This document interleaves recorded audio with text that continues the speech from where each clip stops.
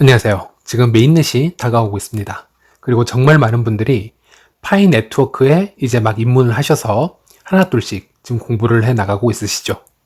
예, 그래서인지 요즘은 정말 많은 질문들이 이제 여기저기 쏟아지고 있는데 오늘 영상에서는 두서없이 가장 제가 많이 들었던 질문 10가지를 무작위로 뽑아서 답변을 드리도록 하겠습니다. 예, 그리고 질문에 대한 답변들은 제가 예전 영상에서부터 구체적으로 많이 언급을 해드렸기 때문에 이번에는 좀 짧게 답변을 해드리도록 하겠습니다. 이 부분 양해를 좀 해주시고요. 자, 첫 번째, 파이 네트워크는 다른 코인과 비교해서 어떤 점이 다른가요? 라는 질문인데요. 이 부분은 제가 파이 네트워크를 분석해보고 느낀 점을 토대로 해서 좀 주관적인 제 생각을 좀 답변으로 드리겠습니다. 예, 첫 번째는 파이 네트워크를 개발을 하는 사람이 누구이냐? 이 부분인데요. 예, 니콜라스죠.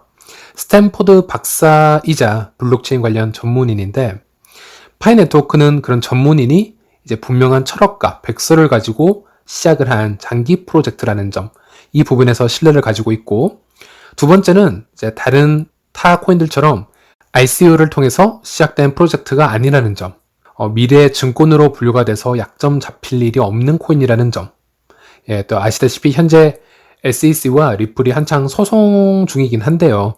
자세히 소송 결과를 보면 빨리 끝이 날 듯 하면서도 장기간 지속적으로 계속 좀 문제가 되고 있죠. 이 점에서 ICO 관련 코인들을 가지고 있는 리스크, 이 부분은 앞으로 사실 알 수가 없습니다. 리플, SEC, 이런 소송이 끝이 난다 하더라도 또다시 불거질 수 있는 저는 문제라고 보고 있고요. 최근에는 이제 대하락장이 오기 바로 직전에 에이다까지 ICO 관련 이슈가 잠시 터졌었습니다. 그러니까 대하락장이 오면서 그 케이스가 좀 묻혔는데요.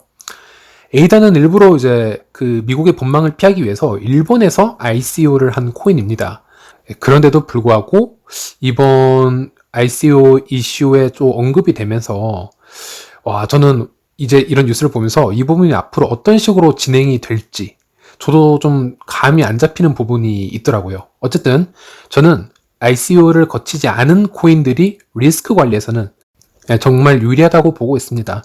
거래소 같은 경우에도 ICO를 통하지 않는 코인을 상장시키는 게 상당히 본인들에게도 안전할 것이고요.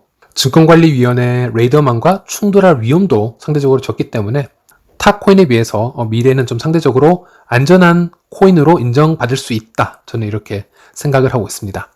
세 번째는 3년 가까이 진행되어 온 로드맵을 한번 히스토리를 훑어보면 충분히 논리적이었고 투명했으며 스케줄을 잘 지켜왔다라는 그런 점에서 또 저는 높은 점수를 주고 있고요. 네 번째는 스텔라의 SCP 합의 알고리즘을 사용함으로써 상당히 친환경적이고 속도가 빠르며 그 기술력이 이제 이미 이 테스트넷을 통해서 입증되고 있다라는 점, 또 이 점도 높이 사고 있습니다. 그리고 다섯 번째는 이제 NFT 및 DeFi, DAO 앱을 지속적으로 개발하고 있거나 개발하려는 노력이 지금 눈에 잘 보이고 있고요. 또 해커톤 같은 그런 이벤트를 통해서 수많은 개발자들이 이에도 동참하고 있고 또 그러려는 움직임을 보이고 있다는 점, 특히나 이번 해커톤에는 정말 많은 개발자들이 참여했다라는 게 저희들은 다 확인을 할 수 있었습니다. 이런 점을 또 손꼽을 수 있겠고요. 여섯 번째는 파이는 플랫폼형 코인으로 끝이 나는 게 아니고요. 실생활에 이제 이용되는 P2P 거래의 화폐형 코인 역할로도 사용이 될 수 있는 또 그런 코인으로 좀 발전을 하려고 하고 있습니다. 아직 메인넷이 나오지 않았지만 정말 많은 온라인 스토어들, 오프라인 스토어들이 이제 파이코인을 결제 시스템으로 받기 위해서 좀 준비를 하고 있는 것, 이것만 보더라도 대단하다 이렇게 말씀을 드릴 수 있겠고요. 일곱 번째는 휴대폰 중심의 암호화폐이기 때문에 결제라든지 모든 이제 그런 관련 컨트롤이 스마트폰에 최적화가 되어 있어서 상당히 사용자 친화적이라는 점, 또 이 점을 손꼽을 수 있겠네요. 여덟 번째는 메인넷이 아직 나오지 않았지만은 대략 3천만 명의 활성 채굴자를 또 보유하고 있다는 점, 그리고 PC 노드 수를 비교를 해봐도 이미 비트코인 수를 넘어선 12,000에서 15,000 정도를 꾸준히 기록하고 있다는 점, 또 이 점이 있고요. 아홉 번째는 파이코인 커뮤니티의 그 질과 양을 한번 보시면 저도 이제 상당히 오랜 시간 동안 이 안에 있으면서 좀 지켜보았는데 이제 탑코인에서는 보기 힘든 좀 적극적인 참여 의식을 가지고 있는 그런 파이오니어 분들이 상당히 많다라는 점, 그래서 좀 특수한 커뮤니티로 발전하고 있다라는 점이 되지 않을까 싶습니다. 아무래도 개인 간 채굴력이나 스테이킹으로 보상을 받는 시스템이 아니고요. 파이 네트워크는 이제 사람과 사람의 신뢰도 그래프로 보상을 받는 시스템이다 보니 커뮤니티를 만들어가는데 좀 긍정적인 영향을 주고 있는 게 아닌가 이런 예상도 해보았습니다. 그리고 마지막 10번째로는 파이코인의 로드맵의 마지막은 거래소 성장이 아니라는 점입니다. 물론 결과론적으로 아니면 수학적으로 따져보았을 때는 언젠가는 거래소 상장이 될 확률이 상당히 높겠지만 파이 네트워크 코어팀에서는 생태계가 없는 상태에서 무리한 상장을 해버리면 펌프 앤 덤프 코인이 되어버리는, 즉 실패해버린 탑코인들과 다를 바가 없다라는 이제 그 마인드를 내비친 적이 있었습니다.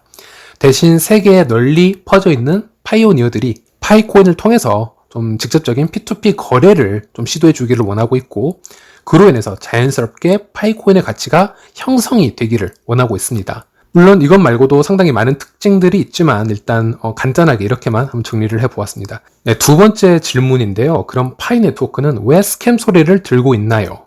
이 얘기를 진짜 많이 들었습니다. 정말 많은 스캠설이 있고, 사실 저희 영상이나 아니면 다른 유튜버 영상을 보면 그 반박설이 많이 있기 때문에 다 그런 걸 찾아보시면 될 것 같은데, 한 가지만 제가 말씀을 드리자면 초반에 파이는 다단계 스캠이라는 소리를 정말 많이 들었던 것 같습니다. 하지만 제 채널 초반에도 언급을 해드린 적이 있었지만, 성공을 한 코인들 또는 인기몰이를 하고 있는 코인들을 보면 그에 따른 어느 정도의 항상 그 사회적 이슈를 만들어내고 있고요. 그 부분이 온라인상에서 아니면 오프라인상에서는 단점으로 비춰질 수도 있다고 저는 생각을 합니다. 예를 들어 비트코인의 작업 증명 방식, 그러니까 POW 방식이죠. 이런 과도한 해시 파워 경쟁이 결국 지금 미디어에서는 이 POW 채굴 방식이 환경 오염을 부추기고 있다. 과다한 에너지 낭비를 또 부추기고 있다. 이미 탈중앙화가 아니고 중앙화가 되고 있다라는 또 비난을 하고 있습니다. 이 부분은 바로 많은 대중들이 비트코인을 사랑을 하고 더 보상받기 위해서 이제 좀 적극적으로 참여하면서 이제 투기 열풍이 불면서 생겨난 현상이라고 저는 생각을 하고 있습니다. 비트의 인기가 너무 좋다 보니까 비트코인 개발자인 사토시조차 예상하지 못했던 문제점들이 이제 눈에 하나씩 보이기 시작한 것인데요. 인기가 폭발적이지 않은 작업 증명, 그러니까 POW 채굴 방식을 가진 코인들은 누군가가 열심히 채굴을 한다 한들 비트코인이 받고 있는 그런 이슈를 만들어내지 못하고 있습니다. 저는 그래서 이 부분을 좀 결과론적으로 지금 바라보고 있는데요. 이번에는 파이 네트워크를 한번 예로 들면은 여러분들이 좀 온라인 서치를 해보세요. 예를 들어서 파이 네트워크처럼 추천인 제도를 사용을 하고 있는 코인들이 몇 개나 있는지, 그리고 거래소들도 추천인 제도를 계속 도입을 하고 있거든요. 도대체 몇 개의 거래소와 코인들이 이 방식을 사용하고 있는지 찾아보시면 정말 넘쳐난다라는 것을 아실 수 있습니다. 추천인 코드를 통해 유저 양방향 모두가 이점을 얻을 수 있는 부분과 또 이런 게 마케팅 효과를 극대화할 수 있는 것은 파이 네트워크만의 방법은 아닙니다. 단지 파이 네트워크는 여타 다른 추천인 코인들과는 다르게 어마무시한 유저를 끌어모으고 있습니다. 큰 파괴력을 자랑하고 있다는 거죠. 지금 현재 활성화된 채굴자가 약 전 세계적으로 3천만 명 정도 존재하는데요. 정말 어마어마한 양이지요. 만약에 이 파이코인이 인기가 없었다면 애초에 이렇게 다단계 스캠이다라는 얘기조차 나오지 않았을 겁니다. 그리고 파이는 그 어떤 금전적인 투자를 요구하지도 않고 할 방법도 없어서 유사수신 행위도 아니며, 또 추천인으로 들어온다 하더라도 이제 피라미드 방식처럼 서로 어떤 이익이 꼬리를 물고 내려가는 스타일이 아닌 그냥 코인의 보상도 1대1에서만 끝이 나게 됩니다. 어쨌든 커뮤니티 댓글란을 보거나 어떤 커뮤니티 이렇게 게시판을 보면은 너무 홍보 현상이 좀 지나치다라는 거는 저도 좀 느끼고 있습니다. 그래서 일반 대중들이 보는 시선도 곱지만은 않다. 이 부분도 저는 이해를 하고 있고요. 그리고 정말 안타깝지만 어쩔 수 없는 부분이다. 단기간 동안은 벌어질 수밖에 없는 부분이다 라고 저는 사실 생각을 하고 있습니다. 그리고 한 가지 더 덧붙여서 설명을 해드리자면, 파이코인은 스텔라의 SCP 합의 알고리즘을 사용을 하고 있습니다. 신뢰망 형성을 이용해서 네트워크 참여자가 배드 액터인지 아닌지 투표를 하고 판단하는 형식으로 이제 추천인을 통해 들어오는 것만으로도 이 SCP 그래프를 형성하는데 큰 도움을 주고 있습니다. 즉 파이 네트워크에서는 블록체인 상에서 로봇과 사람을 골라내기 위한 그런 방법으로 이 추천인 제도가 이제 큰 몫을 차지하고 있다는 것이죠. 어쨌든 가장 이해하기 쉬운 방법으로는 비트코인을 많이 채굴해내기 위해서는, 보상을 많이 받기 위해서는 그래픽 카드에 저희들이 엄청난 투자를 하는 것처럼 파이코인 보상을 최대한 많이 받아내기 위해서는 추천인을 많이 모으려는 현상이 당연한 것이다. 이렇게 생각을 하시면 될 것 같고요. 이 점을 이해하고 나면은 파이 네트워크의 그런 좀 의심스러웠던 부분, 기술적으로나 그런 이제 알고리즘 덕으로 좀 하나씩 이해가 될 수 있지 않을까 해서 또 말씀을 드려봅니다. 네, 그리고 세 번째 질문은 파이 네트워크는 얼마의 가격을 형성하고 있나요? 인데요. 네, 현재 파이코인은 참고로 0원입니다. 가격이 없습니다. 메인넷이 나오지 않았기 때문에 그 어떠한 가격이 생성되어 있지도 않습니다. 하지만 파이코 팀은 메인넷 전에 생태계를 미리 확장해 놓고 가격의 합의점을 어느 정도 만들어내길 원했기 때문에 기존에 300명에 이르는 테스터들을 미리 선정을 했었고요. 또 미리 KYC를 통과를 시켜주었고 IAT 기능을 주어서 현재까지 최고라는 양을 미리 사용할 수 있게끔, 그리고 또 그 거래한 파이 양이 메인넷이 나오고 나면 차후에 적용이 될 수 있게끔 그런 특권을 주었습니다. 물론 각 커뮤니티마다 합의하고자 하는 가격이 조금씩 다르고 그 테스터들이 거래했던 그 기준의 파이 밸류도 전부 다릅니다. 그래서 누가 맞다, 누가 틀렸다라고 할 부분은 아닌 것 같고요. 말 그대로 이런 여러 가지 합의 가격이나 커뮤니티의 의견을 토대로 어쨌든 메인넷이 나오게 될 것이고, 그런 가격들을 좀 분석을 하다 보면 좀 더 자연스럽게 시장 가격이 형성되지 않을까, 이렇게 생각은 해보고 있습니다. 그렇게 거래가 되다 보면은 나중에 차후에 상장이 된다 하더라도 엄청난 양의 덤핑을 막아낼 수 있을 것이다. 이것이 코어팀이 바라고 있는 부분이죠. 단 지금 가격 예상을 하실 때는 지금 이제 개발 중인 파이 네트워크 전용 쇼핑몰에 들어가셔서 하지는 마시고요. 이제 그런 것들은 베타 버전 가격으로 파이코인 미래 가격을 예상하는 것과는 전혀 상관이 없습니다. 그 가격대로 대부분의 사람들이 온라인에서 얘기를 하고 있지만 그 파이 가격은 그냥 개발자들과 테스터들이 마음대로 올려놓은 기준입니다. 그냥 기술적인 부분만 테스트를 하는 부분이었기 때문에 람보르기니가 100파이로 되어 있고 휴대폰 케이스가 200파이로 되어 있는데 이걸로 어떤 가격을 산출을 할 수가 있겠습니까? 오히려 이제 보시려면 온라인에서 실제 테스터들이 거래한 그런 기록을 보시거나 이제 TPL 앱에서 실제 거래되고 있는 그런 파이 밸류를 살펴보시는 게 그나마 가장 현실적일 것이다, 이렇게 말씀을 드리고 싶습니다. 자, 네 번째 질문인데요. 파이 네트워크의 테스트 지갑과 테스트 코인은 무엇인가요? 라는 것인데요. 파이 네트워크는 현재 테스트넷 단계이죠. 메인넷은 실제 블록체인을 얘기하는 것이고 테스트넷은 베타 버전, 즉 시험 단계인 블록체인을 얘기하는 것입니다. 파이 개발진들은 이 연습용인 테스트넷으로 많은 시험을 하고 있는 중입니다. 이 테스트넷에 우리 일반 파이오니어들도 테스트 지갑을 연결할 수 있도록 코어팀에서 특별히 장치를 해두었고, 그 테스트 지갑을 생성을 하면 그 안에 테스트 코인, 즉 연습용 코인이 100개가 기본적으로 자동 생성되도록 또 세팅을 해두었습니다. 우리들은 여기서 전송이 잘 되는지 또는 테스트넷을 통해 온라인 상품이 잘 구매가 되는지 이 모든 경험을 테스트해 볼 수 있다라는 것이죠. 이 테스트 코인은 가격이 영원히 붙을 수 없는, 가격이 생성될 수 없는 가짜 코인이며 사용을 다 하게 되면 재충전이 가능합니다. 그리고 메인넷이 나오면 이 테스트 코인들은 다 사라지게 되겠죠. 다섯 번째 질문입니다. 테스트 지갑을 무조건 미리 만들어 놔야 하나요? 라는 질문인데요. 무조건 만들어 놔야 한다라는 얘기는 개발진에서 한 적이 없습니다.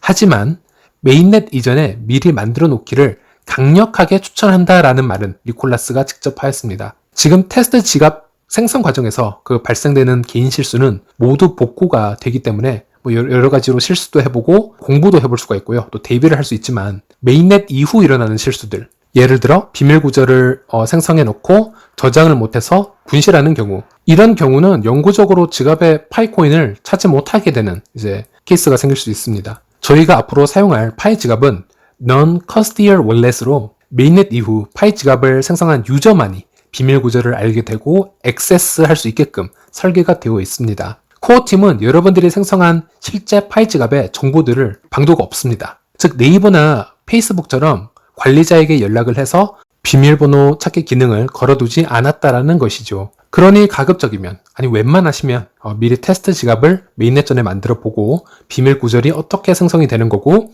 어떻게 내가 저장을 해 놓을 것인지, 그리고 본인의 퍼블릭 키, 프라이빗 키가 어떤 의미를 가지고 있고 무엇인지 정도는 좀 공부를 미리미리 해볼 필요가 있다. 이렇게 니콜라스도 언급을 했었고요. 저도 100번, 1000번 그렇게 생각을 하고 있습니다. 네, 그리고 여섯 번째 질문인데요. 테스트 지갑 때 생성한 비밀 구절이나 지갑 주소가 메인넷 이후 실제 지갑과도 똑같이 사용이 될까요? 아니면 다시 재생성이 될까요? 라는 질문입니다. 이 부분은 50대 50인 것 같습니다. 모든 확률을 지금 오픈해 놓은 상태이고요.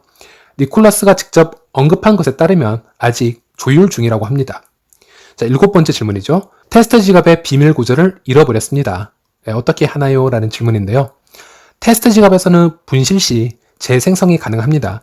화면처럼 여기를 클릭해 주시면 됩니다. 이래서 테스트 지갑에서 미리 연습을 해보는 것이 중요하다는 것이죠. 메인넷 이후에 이렇게 비밀 구절을 잃어버리면 진짜 영구적으로 못 찾을 확률이 상당히 높습니다. 물론 SCP 알고리즘을 사용을 하고 있는 파이 네트워크가 비밀번호 분실 시 지갑 액세스가 가능하게끔 방패 인원들에게 투표 권한을 주는 기능을 넣을지 안 넣을지, 이게 가능할지는 지금 아무도 모르지만 그럴 수도 있다라는 전문가의 말도 있긴 있습니다. 그런데 이런 옵션도 그냥 1%의 확률이라고 생각을 하시는 게 좋을 것 같습니다. 8번째 질문인데요. 공개키와 비밀 구절의 차이점은 무엇인가요? 라는 질문입니다. 공개키는 퍼블릭 키라고 하고요. 지갑 주소입니다. 즉 은행 계좌와 같은 역할을 하고 있기 때문에 남들에게 이 주소를 노출해 주어야 그 사람들이 여러분께 파이코인을 전송해 줄 수 있습니다. 즉 비밀스럽게 감춰놔야 하는 코드는 아닙니다. 하지만 비밀 구절, 프라이빗 키 또는 패스프레이즈라고 하는 것은 정말 비밀번호입니다. 절대 남에게 노출을 해줘서는 안 되고요. 본인만 조심히 저장을 해둬야 되는 아주 중요한 것입니다. 이 비밀 구절, 패스프레이즈는 비밀번호이지만 여러 단어의 묶음 형식으로 이렇게 생겼습니다. 이 전체를 그대로 어딘가에 안전하게 보관해 놓으시거나 기입을 해 놓으셔야 합니다. 네, 9번째 질문인데요. 파이코인의 전송 속도는 타 코인에 비해서 얼마나 빠른가요? 인데요. 벡서와 실제 블록체인을 리뷰해보면 평균 4초에서 6초 사이에 하나의 블록이 생성이 되고 있고 테스트넷 단계에서는 한 블록당 최대 1000건의 전송 처리를 하도록 세팅을 해놨습니다. 즉 1초의 평균 처리 건수는 약 200TPS로 설정이 되어 있는 상태입니다. 그런데 이것은 테스트넷의 속도일 뿐이고 세팅의 변화는 또 생길 수 있다고 봅니다. 그리고 또 다른 의견을 제가 가져오자면 1블록당 맥스 1000건만 처리가 되는 게 아니고 0.01 수수료로 처리할 수 있는 1블록당 거래가 1000건이며 그 이상부터는 높은 수수료가 부과될 수 있다. 즉 엄청난 트래픽이 몰리면 0.0이나 0.03 파이 수수료가 생길 수도 있는데 그 기준이 1000건일 것이다 라고 얘기를 하는 모더레이터도 있었습니다. 이 부분은 코어 팀에서 직접 언급을 해주지 않는 이상 아직 오피셜은 아닙니다. 그리고 기본적으로 스텔라 프로토콜이 1000TPS에서 3000TPS 정도 얘기를 하고 있는데요. 백수에도 언급이 되어 있었지만 파이 네트워크는 스텔라 프로토콜과 거의 비슷한 속도를 낼 것이다 이렇게 언급을 하고 있습니다. 그래서 아마 메인넷 이후 사용을 해보면 1000에서 3000TPS 정도 되지 않을까 조심히 예상을 해봅니다. 그리고 현재 실제 테스트넷을 사용해보면 현재는 전혀 속도 부분에서는 불만이 없다. 상당히 빠르게 결제가 되고 있다는 것을 확인할 수 있었고요. 네, 그리고 10번째 마지막 질문입니다. 전송 수수료는 얼마인가요? 라는 질문인데요. 아까 좀 전에도 언급해 드렸듯이 전송당 0.01 파이 정도로 예측을 하고 있습니다. 확정이 아니고 예측이고요. 이 부분도 니콜라스가 직접 언급을 했습니다. 하지만 트래픽이 많아지면 수수료가 높아질 수 있으며 높은 수수료를 제시하는 거래 먼저 처리가 될 수 있다는 점. 아직 정확한 수수료는 결정되지도 않았고 그 수수료가 온전히 이제 PC 노드 운용자들에게 다 돌아갈지 아니면은 좀 다른 처리가 될지 이 부분도 아직 오피셜은 없는 상태고 좀 더 기다려 봐야 될 것 같습니다.